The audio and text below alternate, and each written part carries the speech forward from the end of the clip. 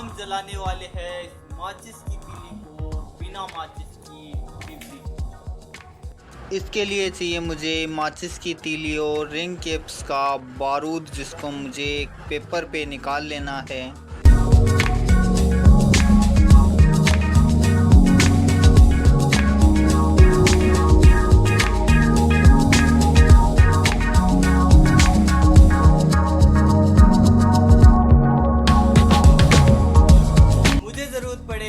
In ring caps के बारूद की जो मैंने कटोरी में निकाल लिया। अब इसमें थोड़ा सा पानी मिलाकर इन्हें माचिस की तीलियों पे लगाएंगे। उसके बाद में वो बन जाएगी मैजिक तीलियाँ, जिनको हम बिना माचिस की डिब्बी के जला सकते हैं।